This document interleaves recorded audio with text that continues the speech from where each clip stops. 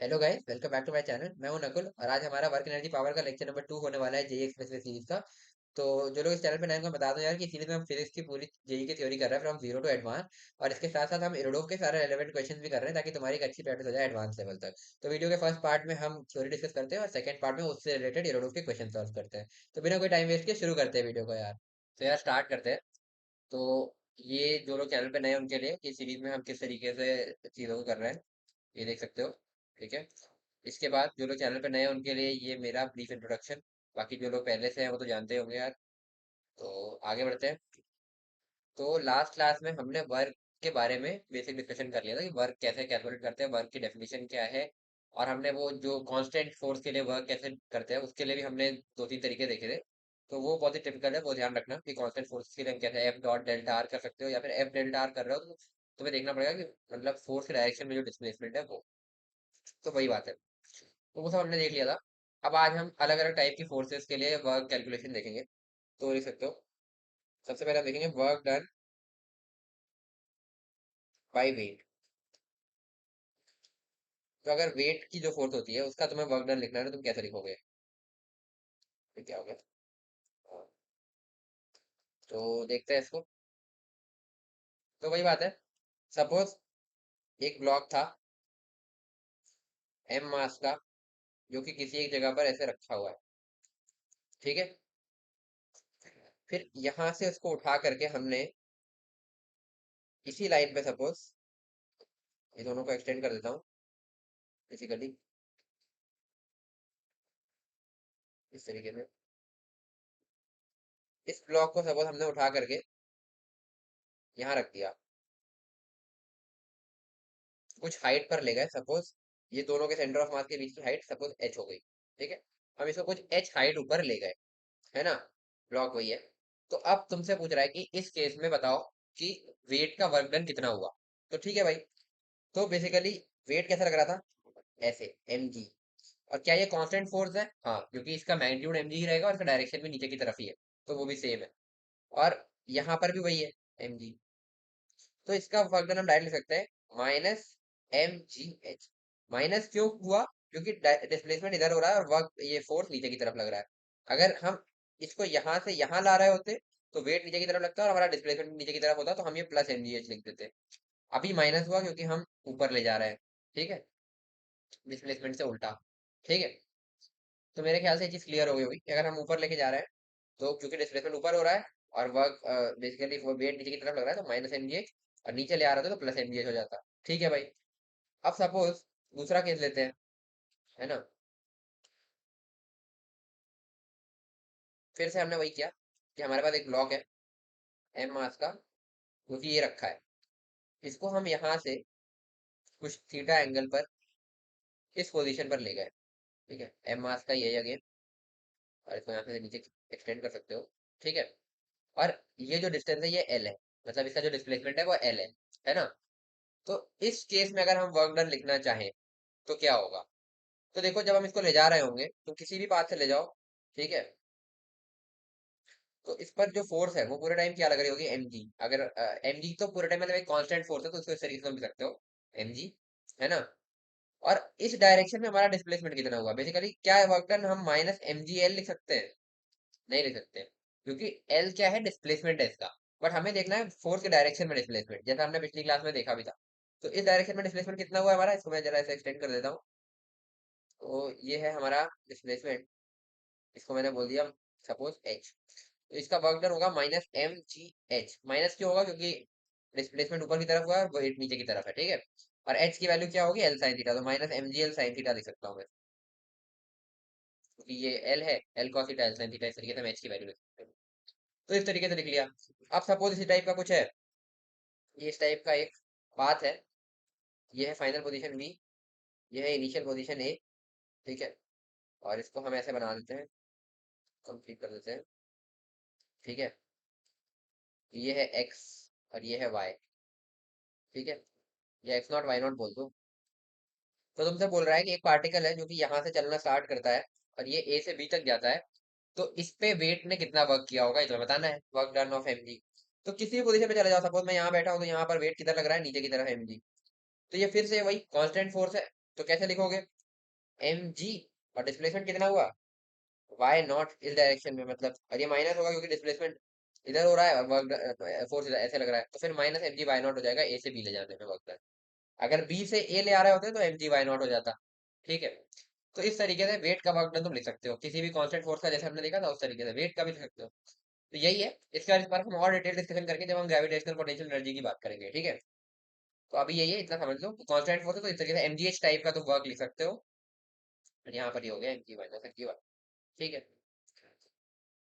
अब इसके बाद और कौन सी फोर्स तुमने देखी है, वर्क डन बाय फ्रिक्शन देख लेते हैं।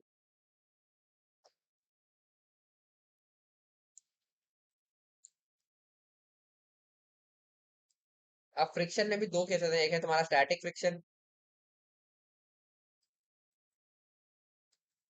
और एक है तुम्हारा काइनेटिक फ्रिक्शन। ठीक है, तो स्टैटिक फ्रिक्शन कब लग रहा होता है, स्टैटिक फ्रिक्शन का मतलब ये है कि body at rest, body rest पर होगी, इसका मतलब विच मीन्स कि तुम्हारा जो डिस्प्लेसमेंट है डी आर बोल सकता हूँ या और डेल्टा आर बोल सकते हो बड़े बड़े उसके लिए, ये तुम्हारा जीरो हो गया, तो डिस्प्लेसमेंट ही जीरो है, इसका मतलब है कि W static friction equal to zero. ये देख भी सकते हो, सपोज कोई एक ब्लॉक है, ठीक है, इस पे मैंने 10 न्यूटन की वैल्यू 10 न्यूटन की फोर्स लगाई, और इसका limiting friction suppose F limiting जो है तुम्हारा वो सपोज 15 न्यूटन है, तो इस केस में क्या होगा, 15 न्यूटन इस पर वापस से लग जाएगा ये सब पैसा। ठीक है, इसको रोकने के लिए सॉरी 10 न्यूटन वापस से लग जाएगा, तो इसका वर्क डन कितना होगा, फोर्स तो 10 न्यूटन है पर डिस्प्लेसमेंट जीरो है, तो इसलिए वर्क डन इसका जीरो हो जाएगा। ठीक है, तो स्टैटिक फ्रिक्शन का हमेशा वर्क डन जीरो होता है, तो ये ध्यान रखना। अब काइनेटिक फ्रिक्शन की बारी, सपोज यही वाला एग्जांपल ले लेते हैं। ठीक है, ये हमारा ब्लॉक है एम मास का, अब हमने बोला लिमिटिंग फ्रिक्शन से 15 न्यूटन था, मैं यहाँ लिख देता हूँ फिर से, ये एफ लिमिटिंग जो है तुम्हारा, ये एफ एस मैक्स भी बोल सकते हो इसको, एफ एस मैक्स जो हम बोलते आ रहे थे एनएलएम में, ये तुम्हारा है कितना 15 न्यूटन।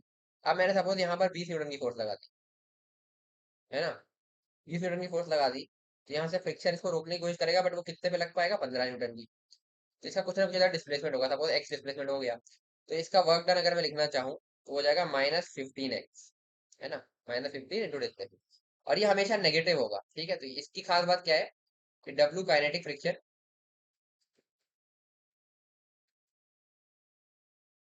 Is always negative. ऐसा क्यों, क्योंकि ये भाई अपोज कर रहा है ना मोशन को, रिलेटिव मोशन की टेंडेंसी को अपोज करने ही फ्रिक्शन का काम होता है, तो मतलब डिस्प्लेसमेंट अगर हो रहा है तो उसके अपोजिट डायरेक्शन में फ्रिक्शन लग रहा होगा हमेशा ही, तो हमेशा ही इसका डॉट प्रोडक्ट नेगेटिव आएगा, तो ये वर्क डन नेगेटिव ही होगा।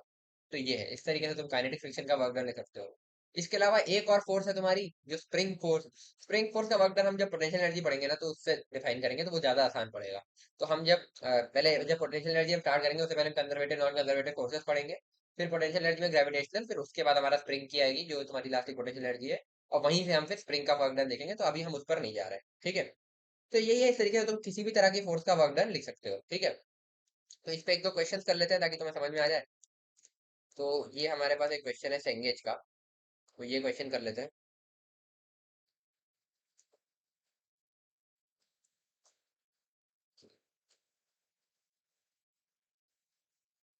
तो आज ज्यादा थ्योरी नहीं है, बस इतना ही है, बाकी इसके बाद कुछ अच्छे अच्छे क्वेश्चंस करेंगे, थोड़ा सा प्रैक्टिस हो जाएगी, फिर नेक्स्ट क्लास में भयंकर तुम्हें थ्योरी मिलेगी, क्योंकि उसमें हम जो है काइनेटिक एनर्जी और फिजिकल वर्क एनर्जी थ्योरम वगैरह देखेंगे। तो देखो, इसे बोला 10 kg block is placed on a rough horizontal floor. ठीक है, ये 10 kg ब्लॉक है, 10 kg block is placed on a rough horizontal floor.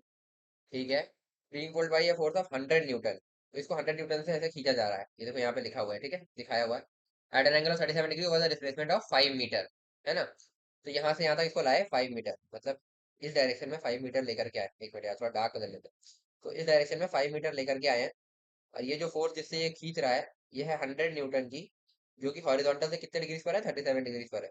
ठीक है, और coefficient of friction between the block and floor ये 0.4 दिया, तो work done by different force बताना है, तो पहले ग्रेविटी का देख लो भाई। तो एक बात ये बताओ, जो तुम्हारा ग्रेविटी है, ये पार्ट देखो, जो तुम्हारा ब्लॉक है, बेसिकली एक मिनट रुक जाओ, सपोज ये तुम्हारा फ्लोर है ना, तो तुम्हारा ब्लॉक पहले यहाँ रखा था इस तरीके से, इसका मास कितना दिया है, 10 kg, है ना, तो मैं सीधा 10 लिख रहा हूँ यहाँ पर, तो ये, और इसको हमने फिर यहाँ से 5 मीटर इधर ले लिया, और ये यहाँ आ गया फाइनल पोजीशन इसकी, 10 kg का वही ब्लॉक है ना। तो इसमें जो वेट है, जैसे ये वेट का वर्क डन पूछ रहा है ना, तो वेट तो ऐसा लग रहा है mg, तो वेट के परपेंडिकुलर डिस्प्लेसमेंट हुआ है, तो डब्ल्यू एम जी जो हो जाएगा वो जीरो हो जाएगा। वो क्यों हो जाएगा वो देख सकते हो, तो तुम लिखोगे एम जी इंटू डिस्प्लेसमेंट कितना हुआ डेल्टा आर, तो एफ डॉट डेल्टा आर लगा दे रहा हूँ सीधे सीधे कॉन्स्टेंट फोर्स के लिए। डेल्टा आर वैसे तुम्हारा 5 है, और कॉस थीटा तो कॉस 90, जीरो, तो ये पूरा जीरो हो गया। तो वेट का वर्क डन यहाँ पर जीरो हो गया। ठीक है, अब आते हैं बी पार्ट। बी पार्ट में क्या पूछ रहा है, नॉर्मल रिएक्शन, सेम टाइप की चीज यार। नॉर्मल रिएक्शन ऐसे लग रहा है, तो अगेन ये भी तुम्हारे डिस्प्लेसमेंट के परपेंडिकुलर है, तो डब्ल्यू नॉर्मल भी तुम्हारा सिंपली जीरो हो जाएगा इसी लॉजिक से। सी पार्ट पर आते हैं। सी पार्ट बोल रहा है अप्लाइड फोर्स, मतलब ये जो फोर्स हम लगा रहे थे, फोर्स कितने की थी, फोर्स थी इस तरीके से 100 न्यूटन की थी, जो कि यहाँ से 37 डिग्रीज पर थी। तो इस फोर्स से एक काम करता हूँ, दो कंपोनेंट कर लेता हूँ, तो ये हो जाएगा 100 cos 37, और ये हो जाएगा तुम्हारा 100 sin 37 डिग्रीज। तो अब अगर मैंने कंपोनेंट कर लिया, तो इस कंपोनेंट की वजह से वर्क डन जीरो होगा, क्योंकि ये फिर परपेंडिकुलर डिस्प्लेसमेंट की केवल इस कंपोनेंट की वजह से वर्क डन होगा। तो मैं डब्ल्यू एफ लिख सकता हूँ इज इक्वल टू 100, या वैसे लिख सकते हो 100 एफ डॉट डेल्टा आर कर लो, 100 × 5, और बीच में ये एंगल 37 डिग्री है, तो कॉस 37 डिग्री। तो इसको लिखोगे 100 × 5, और कॉस 37 कितना होता है यार, कॉस 4/5 होता है शायद। हाँ,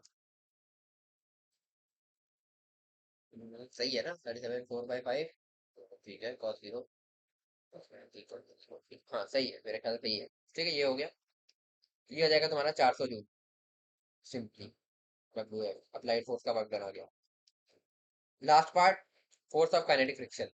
तो फ्रिक्शन कितना लगेगा भाई, है ना।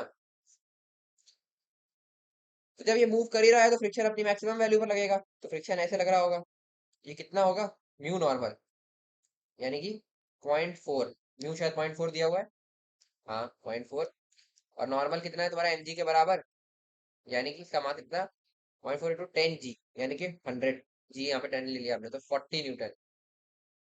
ठीक है, तो फ्रिक्शन 40 न्यूटन है, तो डब्ल्यू फ्रिक्शन हो जाएगा 40 इंटू डिस्प्लेसमेंट कितना होगा 5।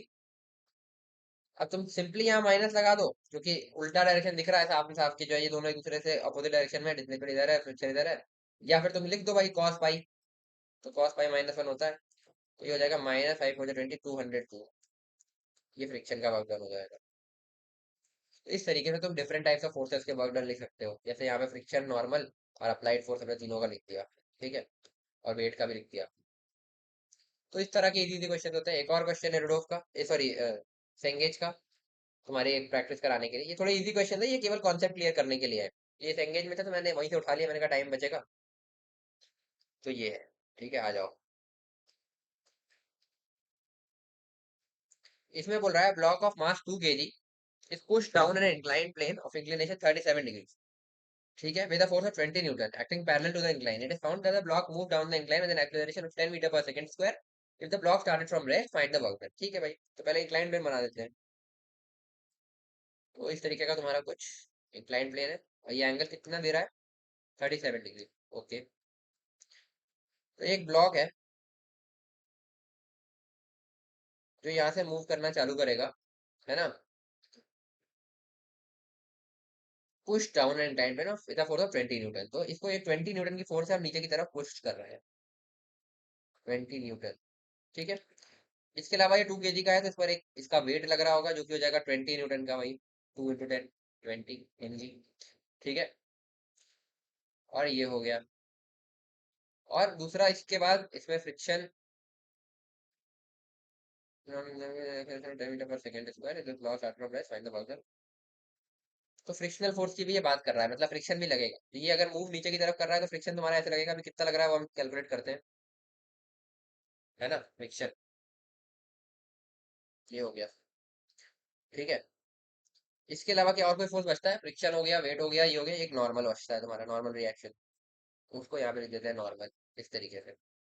ठीक है भाई, और एक इन्फॉर्मेशन और दे रहा है यहाँ पर कि एक्सेलरेशन इसका नीचे की तरफ 10 मीटर पर सेकंड स्क्वायर है। ए इज इक्वल टू 10 मीटर पर सेकंड स्क्वायर। अब तुम एक चीज ध्यान दोगे कि इन सारे ही क्वेश्चंस में बोला है कि अप्लाइड फोर्स का वर्क डन, वेट का वर्क डन, फ्रिक्शन का वर्क डन, बट सब फर्स्ट सेकंड में है। तो फर्स्ट सेकंड में ये कितना डिस्प्लेस हुआ होगा, पहले डिस्प्लेसमेंट निकाल लेते हैं। तो तुम्हारा एक्सेलरेशन है 10, जो कि कांस्टेंट है। तो हम वही लगा लेते हैं, S equal to UT plus half AT square लगा लेते हैं। S equal to UT plus half AT square. तो ये टी यू तो जीरो था, तो ये जीरो हो जाएगा। तो ये बचेगा केवल हाफ एटी स्क्वायर। तो हम यहाँ से लिखते हैं हाफ इंटू 10, और टी की वैल्यू क्या हो गई, वन, वन में बोल रहा है। तो 5 मीटर पर, सॉरी 5 मीटर तुम्हारा आ गया डिस्प्लेसमेंट। ठीक है भाई, डिस्प्लेसमेंट 5 मीटर आ गया। ओके, तो अब हम एक एक का वर्क डन लिख लेंगे। तो सबसे पहले अप्लाइड फोर्स का वर्क डन लिख लेते हैं, बहुत ही इजी। अप्लाइड फोर्स तो सीधे सीधे दिख रही है 20 न्यूटन, है ना। 20 न्यूटन डॉट डेल्टा आर। तो डिस्प्लेसमेंट कितने का हुआ है, 5 का। और डिस्प्लेसमेंट का डायरेक्शन किधर है, डिस्प्लेसमेंट हुआ है यहाँ से यहाँ तक, और तुम्हारा फोर्स भी उसी डायरेक्शन में लग रहा है। तो तुम्हारा डॉट प्रोडक्ट सिंपली मल्टीप्लाई कर दोगे, यहाँ पे लिख दोगे कॉस जीरो, ये जीरो वन बन गया, ये जाएगा तुम्हारा 100 जूल। क्योंकि तो सिंपली 100 जूल आ गया अप्लाइड फोर्स का वर्क डन। सेकेंड पार्ट है, बोल रहा है वेट का वर्क डन बता दो, है ना। तो वेट ये रहा तुम्हारा 20 न्यूटन, है ना। तो वेट के दो कंपोनेंट आएंगे, एक इस डायरेक्शन में, एक इस डायरेक्शन में, है ना। तो जो ये वाला कंपोनेंट है यही वर्क डन करेगा, और ये वाला कंपोनेंट जो तुम्हारे डिस्प्लेसमेंट के परपेंडिकुलर है, तो इसका कोई वर्क डन होगा नहीं। ठीक है, तो कंपोनेंट कर लेते हैं भाई, है ना। तो ये आएगा तुम्हारा कितना, ये एंगल तुम्हारा आएगा 37 डिग्री, जो कि थीटा होता है। तो ये आ जाएगा 20 cos 37, और ये आ जाएगा तुम्हारा 20 sin 37 डिग्री। तो डब्ल्यू वेट अगर मैं लिखना चाहूंगा, WMG, तो हो जाएगा 20 sin 37 डिग्री इंटू डिस्प्लेसमेंट कितना हुआ है 5 का। तो यहाँ से मैं लिख सकता हूँ 20 इंटू 3/5 इंटू 5। 5 से 5 चला जाएगा, ये आएगा 60 जूल। तो ये हो जाएगा तुम्हारा वेट का वर्क डन। तो ये भी निकल गया। लास्ट पार्ट, फ्रिक्शन का वर्क डन बोल रहा है, बट फ्रिक्शन तो अपने पास अभी तक आया ही नहीं। तो फ्रिक्शन लिखे कैसे भाई। तो फ्रिक्शन लिखने का एक तरीका है, इसने बोला इधर की तरफ 10 का नेट एक्सिलरेशन है, तो नेट फोर्स कितनी होगी नीचे की तरफ, net acceleration 10 into mass of block कितना है, मास ऑफ ब्लॉक तुम्हें गिवन है 2, तो इंटू 2। तो ये हो गया इंक्लाइंड प्लेन के पैरेलल नेट फोर्स। तो ये सारे फोर्सेस का रिजल्टेंट होगा। तो इस तरफ दो फोर्सेस है, एक तो है 20 sin 37 डिग्री, जो कि तुम्हारा वेट का कंपोनेंट है, 20 sin 37 डिग्री, प्लस ये जो तुम्हारा 20 न्यूटन का अप्लाइड फोर्स था, ये भी इधर की तरफ है, नीचे की तरफ इंक्लाइंड प्लेन, तो प्लस 20, माइनस, माइनस क्यों, क्योंकि फ्रिक्शन उल्टे डायरेक्शन है, माइनस फ्रिक्शन, तो माइनस फ्रिक्शन। ये हो जाएगा तुम्हारा। तो यहाँ से लिख सकते हो 20 इज इक्वल टू 20 sin 37 कितना हो गया तुम्हारा, 20 इंटू 3/5, यानी कि 12, प्लस 20 माइनस फ्रिक्शन, तो 20 कैंसिल आउट, तो फ्रिक्शन की वैल्यू आ जाएगी 4 इंटू 3, 12 न्यूटन। ठीक है, तो डब्ल्यू फ्रिक्शन कितना हो जाएगा, 12 इंटू डिस्प्लेसमेंट 5 का, और कॉस पाई, क्योंकि फ्रिक्शन डिस्प्लेसमेंट इधर हो रहा है, फ्रिक्शन ऊपर की तरफ लग रहा है, ये -1, ये हो जाएगा -60 जूल डब्ल्यू फ्रिक्शन।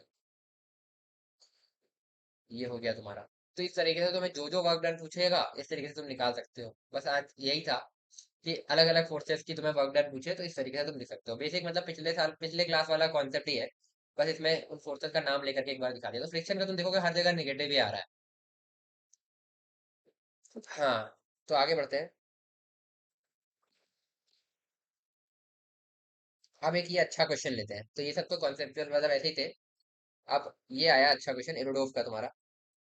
तो एरोडोव का क्वेश्चन नंबर 124 है ये, फर्स्ट चैप्टर का, चैप्टर 1। ठीक है, तो देखते हैं इसको सॉल्व करके। एक बार पॉज करके खुद से ट्राई करो, फिर मैं बताता हूँ।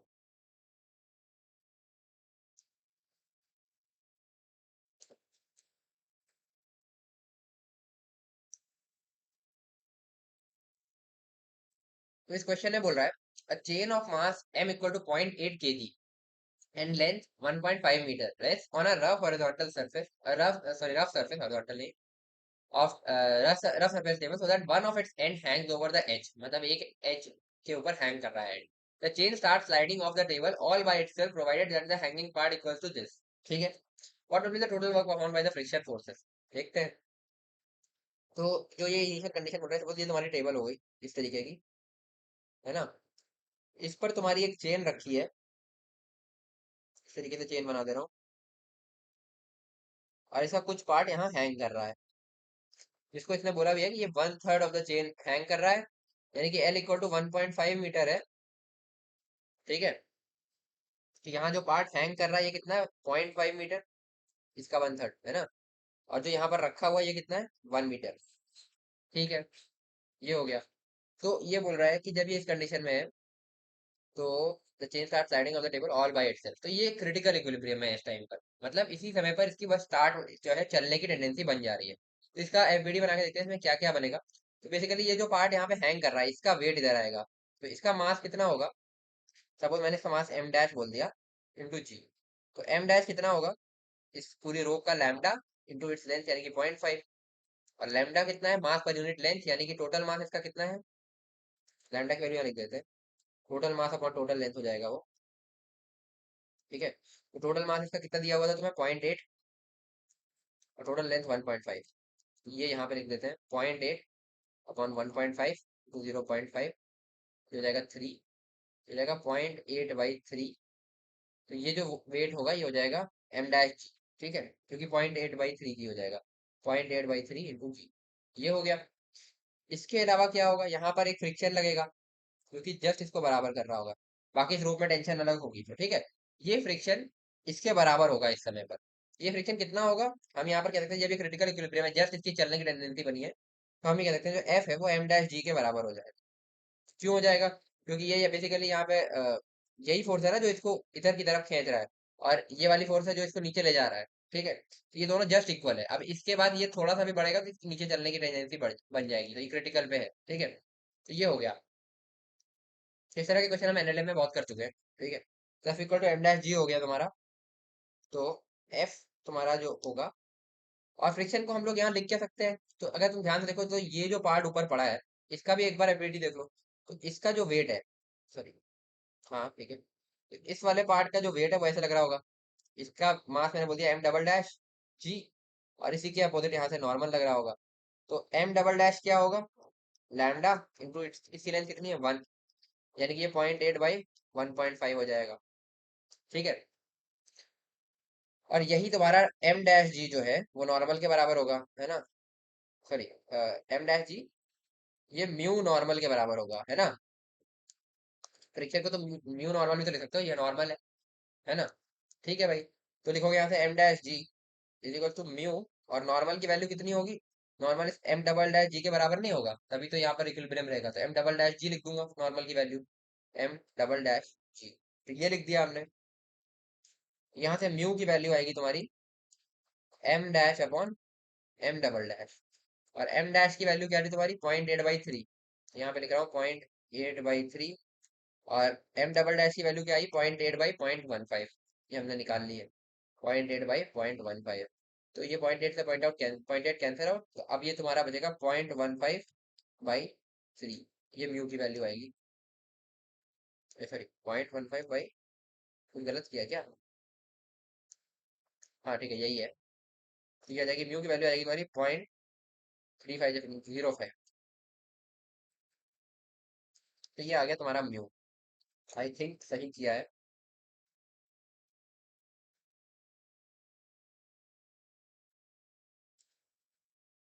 हाँ,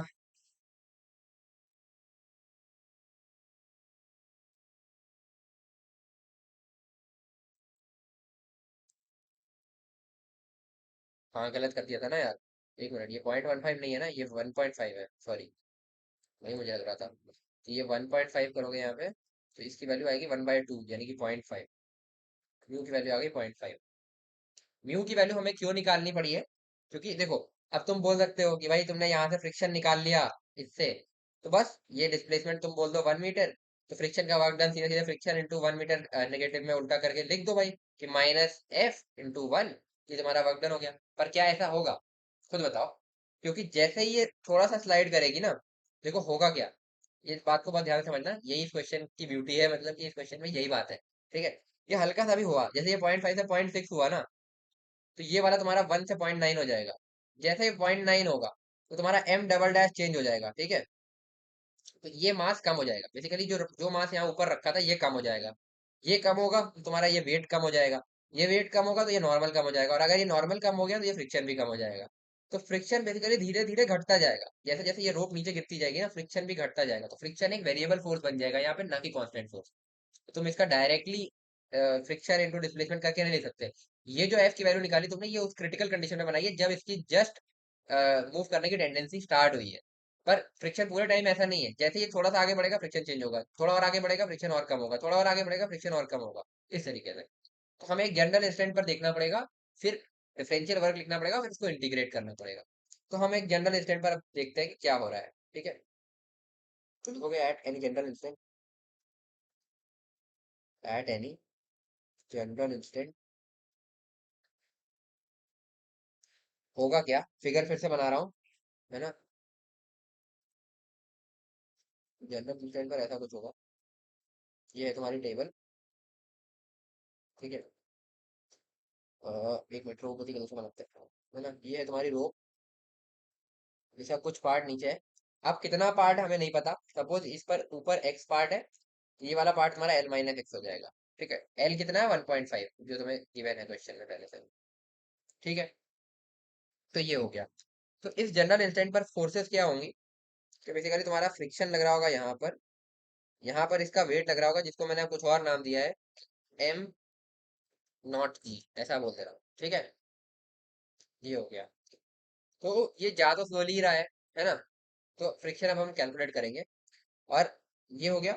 इसके अलावा जो यहाँ पर मास होगा, ठीक है, उसको मैंने कुछ नाम दे दिया, सपोज जो इस पे ऊपर मास बचेगा, इसका जो वेट होगा उसको मैंने कुछ नाम दे दिया, क्या दे दूं, एम ट्रिपल डैश दे दूं, बहुत ज्यादा हो जाएगा यार, M1G बोल देता हूँ, ठीक है। और ये हो गया नॉर्मल, ठीक है, ये इस पे फोर्सेस हो गए, है ना। तो अब जो फ्रिक्शन होगा वो होगा तुम्हारा म्यू नॉर्मल, यानी कि म्यू इंटू M1G। तो अब हम M1, अब हमारा फोकस होना चाहिए कि हम ये M1 कैसे निकालें। तो M1 क्या होगा, लैम्डा इंटू इट्स लेंथ, जो यहाँ पर लेंथ है, और ये लेंथ हमने कितनी मानी थी, यहाँ पे लिखा है एक्स, तो लैम्डा एक्स ये हो जाएगी। तो ये हो गया, ठीक है। M1 तुम्हारा आ गया लैम्डा एक्स।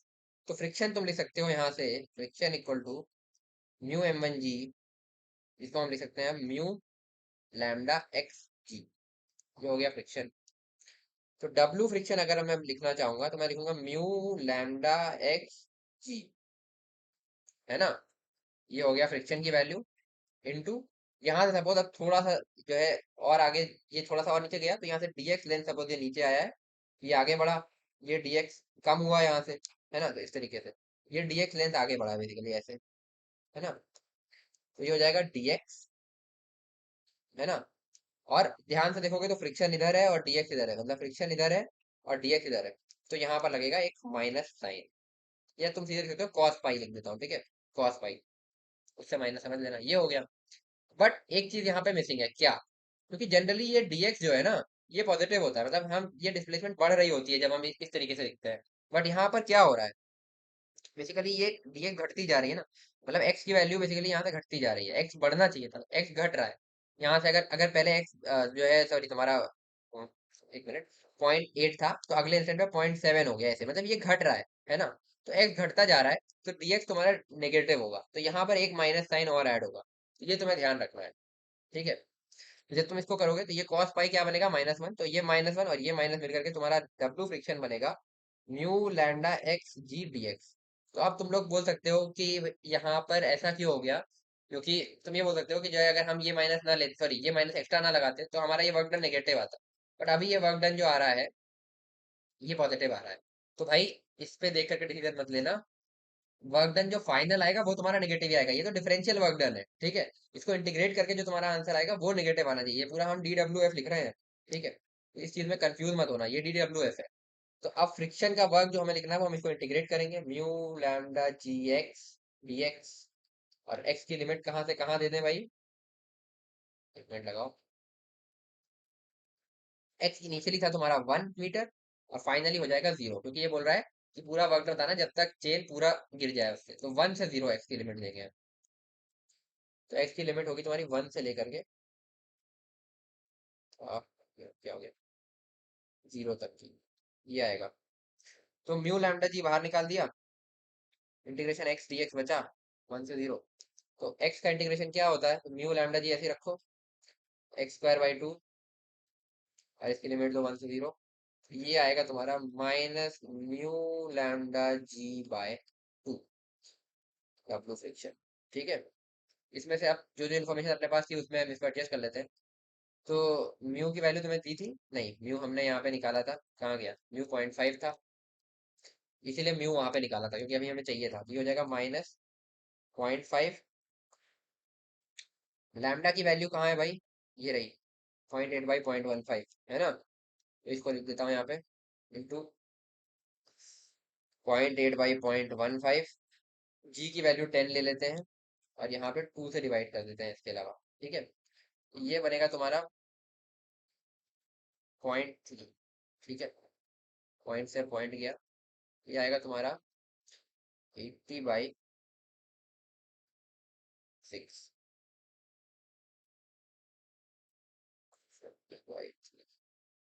40/3 जूल। तुम्हारा ये आंसर आना चाहिए इसका। तो एक बार आंसर चेक कर लेते हैं इसका कि क्या दे रहा है। इसका क्वेश्चन नंबर तुम्हारा एरोडोफ का 124।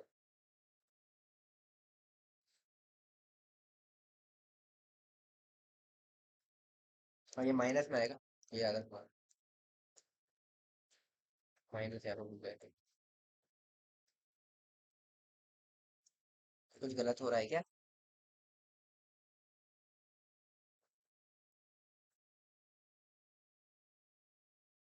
अपना -13 जूल आ रहा है, बट इसमें आंसर दे रहा है कितना, -1.3 जूल। ये अपना -1.3 जूल आना चाहिए। तो एक कहीं कुछ थोड़ा सा गड़बड़ हो रहा है। एक मिनट रुक जाना,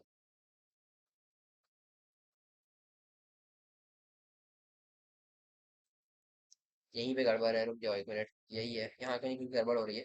तो -μ λg/2, ये तुम्हारा आंसर होना चाहिए। इसको हम लिखते हैं -1/2। म्यू की वैल्यू थी तुम्हारी 0.5, लैम्डा की वैल्यू थी 0.8 बाई टोटल लेंथ 1.5। हाँ, 0.15 नहीं थी ना, वही तो गलत, फिर से वही गलती कर दी थी यार, × 10। ये होगा तुम्हारा आंसर। यहाँ से जब सॉल्व करोगे, ये आएगा 3, तो तुम्हारा आंसर आ जाएगा 8/6, यानी कि सॉरी -8/6 यानी कि -1.32।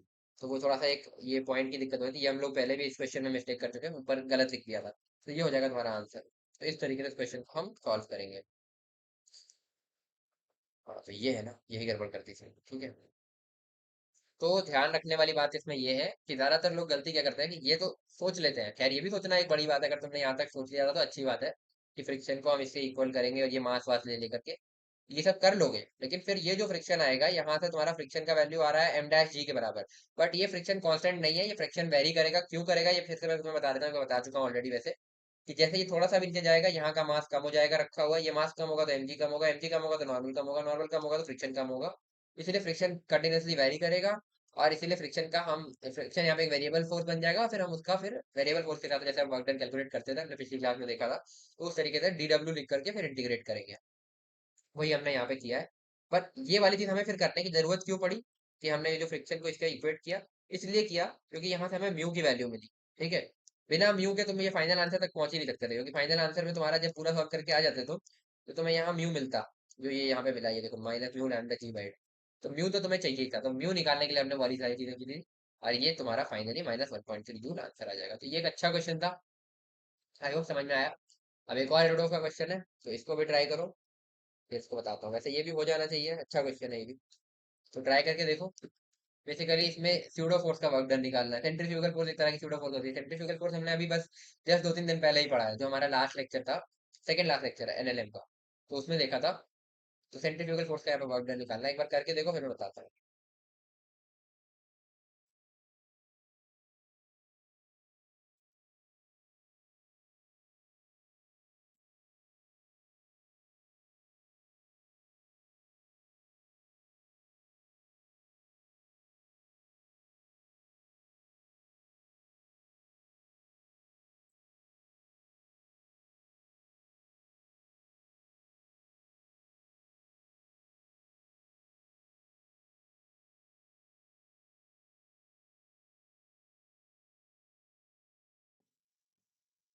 तो देखते हैं इस क्वेश्चन को।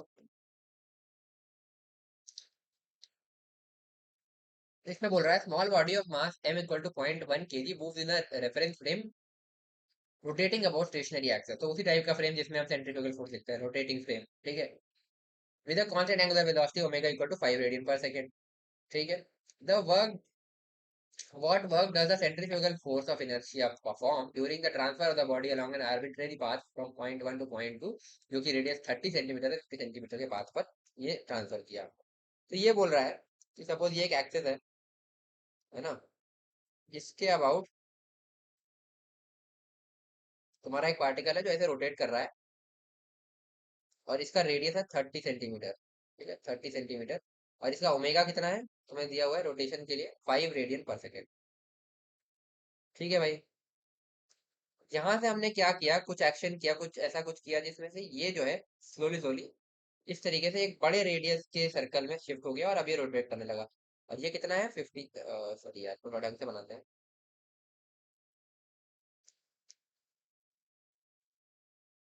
तो ये बड़े वाले का रेडियस कितना है तुम्हारा, 50 सेंटीमीटर।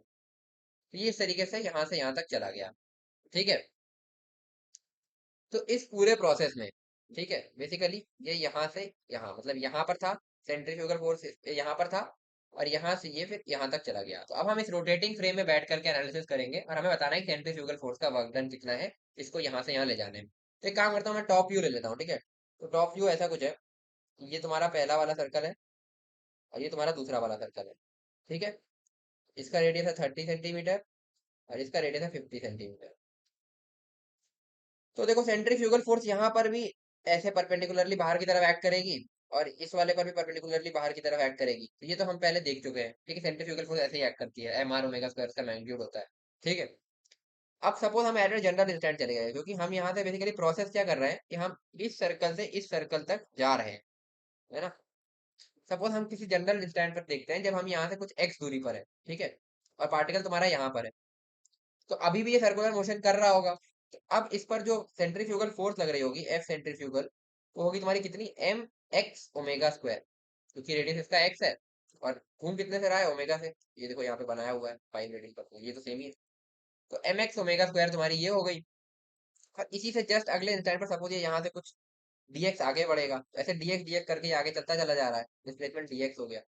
तो अब मैं अगर डी डब्ल्यू सेंट्रीफ्यूगल फोर्स लिखूंगा, अगर work done, differential work done, तो वो हो जाएगा f centrifugal dot d x bar, यानी कि एफ सी डी एक्स सीधे लिख सकता हूँ, क्योंकि देखो डीएक्स का डायरेक्शन भी यही है और सेंट्रीफ्यूगल का डायरेक्शन भी यही है, ठीक है भाई। तो इसको मैं सीधे सीधे लिख दूंगा M omega square X D X, ये हो जाएगा डी डब्ल्यू सी। अब इसको इंटीग्रेट कर दो टोटल वर्क निकालने के लिए। एक्स की लिमिट कहाँ से कहाँ तक देंगे भाई, इनिशियली 30 था, 30 से ये कहाँ तक गया 50 तक, तो इसकी लिमिट देंगे 30 सेंटीमीटर से 50 सेंटीमीटर, यानी कि 0.3 मीटर से 0.5 मीटर। तो मीटर में ही चलते हैं भाई, फालतू का स्टैंडर्ड यूनिट्स में ही चलते हैं, 0.3 से 0.5 मीटर, ठीक है। तो डब्ल्यू सी तुम्हारा निकल करके आएगा, एम ओमेगा स्क्वायर तो बाहर निकाल लो, इंटीग्रेशन एक्स डी एक्स, 0.3 से 0.5, ये आएगा तुम्हारा M omega square X square by two, इसको लिमिट दोगे 0.3 से 0.5, यानी कि ये आएगा तुम्हारा M omega square by two, बाहर निकाल लिया, अंदर आएगा 0.5 का स्क्वायर कितना हो जाएगा तुम्हारा 0.25, और 0.3 का स्क्वायर हो जाएगा तुम्हारा 0.09, ठीक है, ये हो गया। फिर आ जाएगा M omega square by two into 0.16, divide करोगे ये हो जाएगा 0.08, ठीक है।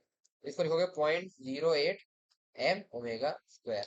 वैल्यूज लिखो भाई, एम की वैल्यू कितनी है 0.1 यहाँ पे, और ओमेगा की 5, इन दोनों को पुट कर दो। तो 0.08 इंटू 0.1 इंटू 5 का स्क्वायर, ये तुम्हारा निकल करके आ जाएगा 0.2 जूल। तो सेंट्रीफ्यूगल फोर्स का वर्क जो होगा वो 0.2 जूल, इस तरीके से तुम लिख दोगे। तो इस क्वेश्चन में यही था। इस तरीके से तुम किसी भी टाइप का फोर्स दे सकते हो। अब ये तो यहाँ पे सेंट्रीफ्यूगल फोर्स थी, कोई और सूडो फोर्स हो सकती है। तो बस तुम्हें ध्यान यही रखना है कि फोर्स और डिस्प्लेसमेंट लिखना है उस फ्रेम में बैठ के। और ये हमने पहले लेक्चर में बात करी है कि वर्क डन तुम्हारा फ्रेम डिपेंडेंट होता है। तो रोटेटिंग फ्रेम में वर्क डन ये निकला है सेंट्रीफ्यूगल फोर्स का, कोई और फ्रेम होता तो दूसरा, अगर हम ग्राउंड फ्रेम में देखा सेंट्रीफ्यूगल फोर्स होती ही नहीं, फिर सेंट्रीपिटल फोर्स होती। देखो एक किसी ने ये डाउट भी पूछा था मेरे से, अभी मेरे को अभी याद आ गया कमेंट में, जहाँ हमने सेंट्रीफ्यूगल पढ़ा था। तो एक बंदे ने ये किसी ने ये डाउट पूछा था कि जो है हम ऐसा क्यों कर रहे हैं कि हम सेंट्रीफ्यूगल बाहर की तरफ दिखा रहे हैं। जब हमने सर्कुलर मोशन पढ़ा था तो हम सारा सेंट्रीपिटल फोर्स अंदर की तरफ दिखाते थे। तो देखो सेंट्रीपिटल फोर्स क्या था, जब हम ग्राउंड फ्रेम में बैठ के एक पार्टिकल का सर्कुलर मोशन देख रहे हैं, ठीक है, चलो मैं इसको अलग से बता देता हूँ। जैसे हम ग्राउंड फ्रेम में बैठ के एक पार्टिकल इस तरीके से सर्कुलर मोशन कर रहा है, तो इसको हम ऑब्जर्व कर रहे हैं ग्राउंड फ्रेम से। तो सर्कुलर मोशन करने के लिए इसके पास दो तरह का एक्सेलरेशन होते हैं। एक होता है एक्सेलरेशन रेडियल, जो कि सेंटर की तरफ अलाइंड होता है इस तरीके से, और एक होता है ए टेंजेंशियल। ए टेंजेंशियल हो ना हो इससे कोई फर्क नहीं, इससे फर्क ये पड़ता है कि ये यूनिफॉर्म सर्कुलर मोशन है या नॉन यूनिफॉर्म सर्कुलर मोशन है। पर रेडियल एक्सेलरेशन होना जरूरी होता है, उसके बिना सर्कुलर मोशन नहीं होता। तो हम ये बोलते हैं कि एक रेडियल एक्सेलरेशन होना जरूरी है, यानी कि एक रेडियल फोर्स होना जरूरी है। तो वो रिक्वायर्ड रेडियल फोर्स जो होती है, जो कि सेंटर की तरफ डायरेक्टेड होती है, उसको हम बोलते हैं एफ सेंट्रीपिटल, यानी कि सेंट्रीपिटल फोर्स। ठीक है। बट अब हम थोड़ा सा केस बदल रहे हैं। अब हमने क्या किया कि हम जो है रोटेशन, वही सर्कल, फिर से ऐसे सर्कल में पार्टिकल घूम रहा है, बट अब हम कह रहे हैं कि हम एक रोटेटिंग फ्रेम में बैठ गए। सपोज जैसे ये कुछ ओमेगा से घूम रहा होगा इधर, ठीक है, कुछ ओमेगा से घूम रहा होगा। तो अब हम कह रहे हैं हम उसी रोटेटिंग फ्रेम में बैठ गए, तो हमारे लिए अब जो है हम भी घूम रहे हैं साथ साथ रोटेटिंग फ्रेम में बैठ गए। तो अब इस पार्टिकल के लिए क्या होगा, देखो अभी हम ग्राउंड फ्रेम में थे, सपोज मैं यहाँ खड़ा हूँ, तो मुझे लगेगा कि पार्टिकल ऐसे मेरे चक्कर काट रहा है, ऐसे घूम रहा है बगल से, ठीक है, इस तरीके से। बट अब अगर मैं इसी पार्टिकल पर बैठ गया, सपोज ये कार है और मैं इसी पर बैठ गया, तो मेरे लिए तो कार रुकी हुई है ना। तो अब मेरे लिए कोई सर्कुलर मोशन नहीं हो रहा, लेकिन अब मैं अपने फ्रेम से इसके लिए फोर्सेस लिखूंगा, तो मेरे को दिखेगा कि कुछ ना कुछ नेट फोर्स इस तरफ थी, ठीक है, जिसको हम पहले सेंट्रीपिटल फोर्स के बराबर करते थे, ठीक है। बट उसको बैलेंस आउट करने, क्योंकि मेरे लिए कार रुकी है, तो मेरे लिए ऐसा होगा कि जो है इस पर एक स्यूडो फोर्स लग रही होगी, और वही स्यूडो फोर्स होगी तुम्हारी M R omega square, sorry, हाँ सही लिखा है ना, हाँ एम आर ओमेगा स्क्वायर, जो कि तुम्हारी सेंट्रीफ्यूगल फोर्स होती है ना। सपोज वही मैं कहना चाह रहा था, फिर से बता देता हूँ, ठीक है। अगर मैं ग्राउंड फ्रेम में हूँ तो इसको एक रेडियल फोर्स जरूरी है, सेंट्रीपिटल फोर्स, सपोज उस फोर्स का नाम कुछ मैंने एफ बोल दिया, तो वो एफ फोर्स जरूरी है, ठीक है। तो जब मैं ग्राउंड फ्रेम में हूँ तो मैं ये बोलूंगा कि ये जो एफ फोर्स है ना, यही सेंट्रीपिटल फोर्स का यहाँ पर काम कर रही है, जिसकी वजह से ये पार्टिकल मेरे चक्कर काट रहा है और यहाँ पे ऐसे ऐसे घूम रहा है। तो मैं सीधे सीधे यहाँ पे ये बोल दूंगा कि जो हमारी एफ फोर्स है वो होगी पार्टिकल का मास, इस पार्टिकल का मास एम है सपोज, एम इंटू इस सर्कल का radius R into omega square, तो इस तरीके से बोल दूंगा। बट अब मैं क्या कह रहा हूँ कि मैं यहाँ बैठा हुआ हूँ, ठीक है, मैं इसी पर बैठा हूँ, तो मेरे लिए सर्कुलर मोशन तो हो नहीं रहा अब, लेकिन फिर भी ये फोर्स एफ तो थी, ठीक है, तो ये फोर्स एफ है। तो मेरे हिसाब से तो ऐसा होना चाहिए, मैं अगर इस गाड़ी में बैठ के टर्न कर रहा हूँ, तो मेरे फ्रेम में तो फिर एक एफ फोर्स आ रही थी, है ना, एफ फोर्स आ रही थी, तो मेरे हिसाब से मैं यही रह जाना चाहिए और गाड़ी इधर चली जानी चाहिए, बट ऐसा नहीं हो रहा ना। तो ऐसा क्यों नहीं हो रहा, क्योंकि मैं बैठा हूँ एक्सीलरेटेड फ्रेम पे, मैं बैठा हूँ सर्कुलर मोशन के फ्रेम में। तो अगर मैं खुद सर्कुलर मोशन कर रहा हूँ, भले वो उसमें कोई टेंजेंशियल एक्सेलरेशन जीरो हो सकता है, ठीक है, कोई कांस्टेंट स्पीड से मैं सर्कुलर मोशन कर रहा हो सकता हूँ, यूनिफॉर्म सर्कुलर मोशन जिसे तुम बोलोगे, बट फिर भी ये फ्रेम एक्सेलरेटेड हो, तो एक्सेलरेटेड फ्रेम है, मतलब मेरे रिस्पेक्ट में इस कार पर एक स्यूडो फोर्स भी होगा। तो मेरे फ्रेम में इस कार पर स्यूडो फोर्स होगा, तो वो स्यूडो फोर्स ये हमने लिखा है एम आर ओमेगा स्क्वायर, ठीक है। और अब मेरे फ्रेम में मैंने ऐसा किया कि इस स्यूडो फोर्स को इस रियल फोर्स एफ से इक्वेट कर दिया, तो फाइनली इक्वेशन वही आएगी एम आर ओमेगा स्क्वायर। बस दो तरीके हैं। यहाँ पर मैंने क्या किया है कि ग्राउंड फ्रेम में बैठ करके बोला है कि ये जो एफ है, ये बस ग्राउंड, मेरे फ्रेम में बस एक ही फोर्स इस पार्टिकल पर है, ठीक है, जो रियल फोर्स है। मैं क्योंकि ग्राउंड फ्रेम में बैठा हूँ, बस एक इस पार्टिकल पे रियली तो एक ही फोर्स लग रही है ये, ठीक है, और इसी फोर्स की वजह से इस तरीके से सर्कुलर मोशन कर रहा है। और इसी को मैंने फिर m इंटू ए आर के बराबर कर दिया। बेसिकली मैं यहाँ पे ऐसा कहना चाह रहा हूँ कि f जो है वो m इंटू ए आर है, और वही ए आर को फिर मैंने आर ओमेगा स्क्वायर लिख दिया। ये हमने सर्कुलर मोशन में पहले देखा हुआ है जब काइनेमेटिक्स पढ़ा था, तो f equal to M R omega square यहाँ से आ गया। अब इस वाले केस में क्या हुआ कि मैं ऐसे बैठा हूँ और मैं खुद इस रोटेटिंग फ्रेम में ही हूँ, मतलब इसी कार में हूँ जो रोटेट कर रही है। तो ये फोर्स तो इस पे लगी रही है ना, तब भी तभी ये रोटेट कर रही होगी। अगर ग्राउंड फ्रेम वाला ऑब्जर्वर है तो उसके लिए तो केवल यही एक फोर्स है ना, एफ, क्योंकि ये रियल फोर्स है। बट मैं यहाँ बैठा हूँ, तो मेरे लिए ये कार रोटेट नहीं कर रही, मेरे साथ कार भी रुकी हुई है। तो इस कार को रुकने के लिए मेरे फ्रेम में इक्विलिब्रियम के लिए मुझे यहाँ पर एक फोर्स और चाहिए होगी, और वही फोर्स होती है तुम्हारी सेंट्रीफ्यूगल फोर्स, जो कि एक स्यूडो फोर्स होती है, यानी कि जिसको देख रहे हैं उसका मास, यानी कि कार का मास एम इंटू जहां से देख रहे हैं उसका एक्सेलरेशन, तो मेरा एक्सेलरेशन, तो मेरा एक्सेलरेशन आर ओमेगा स्क्वायर होगा, क्योंकि मैं भी आर ओमेगा स्क्वायर से ऐसे ऐसे घूम रहा हूँ इसमें, ठीक है। तो इसलिए सेंट्रीफ्यूगल फोर्स इस तरफ होती है और सेंट्रीपीटल फोर्स डिफरेंट थी जो हमने यहाँ पर पढ़ी थी। तो ये बच्चे का डाउट था कि हम पहले अंदर की तरफ ले रहे थे, अब बाहर की तरफ क्यों ले रहे हैं। तो सेंट्रीपीटल फोर्स एक रियल फोर्स होती थी, मतलब कोई भी एक रियल फोर्स है जो कि centripetal acceleration A R provide कर रही है, और उस सेंट्रीपिटल एक्सेलरेशन में जब हमने उस बॉडी के मास को मल्टीप्लाई किया तो सेंट्रीपिटल फोर्स आ रही है, तो वो एक फोर्स है जो कि रियल फोर्स है, जो तुम्हें ग्राउंड फ्रेम के ऑब्जर्वर से देखने को मिल रही है, जो ऑब्जर्वर यहाँ बैठा है या कहीं पर भी बैठा है ग्राउंड फ्रेम। बट यहाँ पर क्या हुआ, रोटेटिंग ऑब्जेक्ट है बट हम भी रोटेट कर रहे हैं, तो हमारे रिस्पेक्ट में ऑब्जेक्ट रुकी हुई है ना, वही कार वाला एग्जांपल जैसा मैंने बताया, तो वही चीज है। तो एफ जो है तुम्हारा एम आर ओमेगा स्क्वायर यहाँ पर हो जाएगा, क्योंकि ये जो है सेंट्रीफ्यूगल फोर्स जो है एक तरह का स्यूडो फोर्स के फॉर्म में लिखा है, और स्यूडो फोर्स का मतलब यही है कि इस कार का मास एम है, कार का मास, मैं अपना मास नहीं लिख रहा हूँ, मेरा मास तो कैपिटल एम हो सकता है, बट मैं यहाँ कार का मास लिख रहा हूँ, क्योंकि स्यूडो फोर्स क्या होती है, जिसको देख रहे हैं उसका मास, जहां से देख रहे हैं उसका एक्सेलरेशन। तो मेरा एक्सेलरेशन है ये आर ओमेगा स्क्वायर। अगर इसी रोटेटिंग फ्रेम में मैं ओमेगा वन से घूम रहा हूँ और कार ओमेगा टू से घूम रही होगी ना, तो मुझे यहाँ पर ओमेगा टू लिखना पड़ेगा, कार का सॉरी ओमेगा वन लिखना पड़ेगा अपने एक्सेलरेशन के हिसाब से, फिर पूरी एनालिसिस डिफरेंट हो जाएगी। तो ये मैंने जब पढ़ाया था तो सेंट्रीफ्यूगल में ये चीजें बोली थी, सेंट्रीफ्यूगल एक बार फिर से पढ़ लेना, और अगर तुम्हारा ये डाउट है तो मेरे ख्याल से अब क्लियर हो गया होगा। इसके बाद भी डाउट है तो तुम मुझे इंस्टा पे डीएम कर देना, तो लिंक तुम्हें मिल जाएगा चैनल डिस्क्रिप्शन में, तो वहां पे मैं तुम्हें अलग से आकर के कभी लाइव बता दूंगा, ठीक है, या फिर तुम्हें वीडियो बना के स्पेशली भेज दूंगा इस चीज की, ठीक है। आई होप तुम्हारा डाउट क्लियर हो गया होगा, मैं जितना समझाया तुम्हें अच्छे से समझ में आया होगा। और हाँ, ये इसके सारे के नोट्स जो है मैं टेलीग्राम ग्रुप पे शेयर कर दूंगा, तो टेलीग्राम ग्रुप का जो लिंक है वो चैनल डिस्क्रिप्शन में अवेलेबल है। अगले वीडियो से मैं ध्यान रखूंगा कि इसको मैं वीडियो के डिस्क्रिप्शन में भी डाल दूं, बट अभी चैनल डिस्क्रिप्शन में, तो वहां से जाकर के तुम नोट्स देख सकते हो, ठीक है। तो अब मैं रेगुलरली उस पर आगे एक्टिव रहने वाला हूँ, तो उसमें रोज के रोज में नोट डाल दिया करूंगा, तो टेलीग्राम ग्रुप ज्वाइन कर लेना। तो आई होप तुम्हें जितना बताया समझ में आया होगा, अगर कोई भी डाउट है तो कमेंट सेक्शन में पूछ सकते हो, साथ में टाइम स्टैम्प डाल देना कि किस पॉइंट पर तुम्हें वो डाउट आया था। और अगर वीडियो पसंद आई तो वीडियो को लाइक करो यार, जितना हो सके अपने दोस्तों के साथ शेयर करो, और अगर तुमने अभी तक चैनल को सब्सक्राइब नहीं किया, सब्सक्राइब कर लो। तो मिलते हैं यार नेक्स्ट वीडियो में, till then stay motivated and keep study. Bye.